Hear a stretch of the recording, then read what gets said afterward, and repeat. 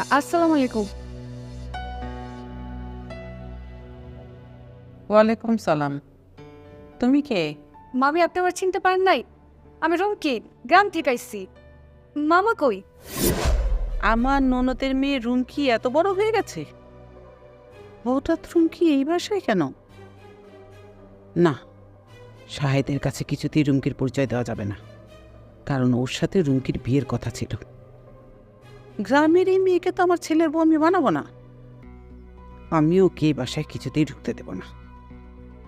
কি হলো মামি, কি ভাবতেছেন? আপনি আর আমার চিনতে পারেন নাই? না, চিনতে পারি নাই। কে তুমি? কোথাকার রুমকি তুমি? কোনোদিন তোমাকে দেখেছি বলে তো মনে হচ্ছে না। দয়া করে এখান থেকে তুমি চলে যাও। আসলে মামি, আমি অনেক বড় একটা বিপদে পড়ে আপনার কাছে আইছি। আপনার তো আমগুলোকে যোগাযোগ রাখেন নাই। অনেক কষ্ট করে আপনাকে ঠিকানা বের করে আইছি, আমার তাড়াই দিয়েন না। এই, কে তোমার মামি আর কে তোমার মামা? আর একবার আপনাকে মামি বললে আমি কিন্তু তোমার গালের মধ্যে ঠাস করে চড় দিয়ে দেবো। আচ্ছা ঠিক আছে, আত্মীয় হিসেবে আপনি আমার আশ্রয় নাই দিতে পারেন, কিন্তু এই বিপদের সময় একটা অসহায় মেয়ে হিসেবে তোমার আশ্রয় দিতেই পারেন। হ্যাঁ, তোমাকে আশ্রয় দিয়ে আমি বিপদে পড়ি। তোমাদের মতো মেয়েদেরকে খুব ভালো করে আমার জানা আছে। এইখান থেকে এক কোণি চলে যাও, তা না হলে কিন্তু ঘাড়ে ধাক্কা দিয়ে বার করে দেবো।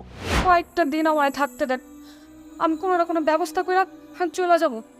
আমার একটু দয়া করেন, আমার তাড়া দিয়েন না, আমি আপনার পায়ে পড়ি।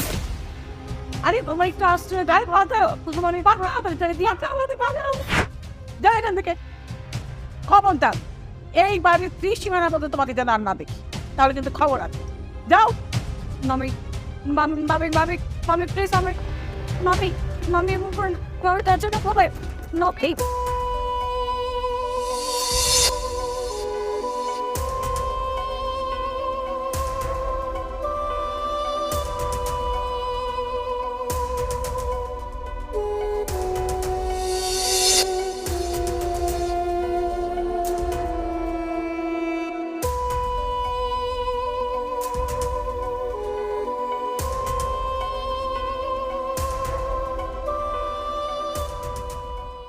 এই মেয়ে, তুমি আমাদের বাসার সামনে কি করো?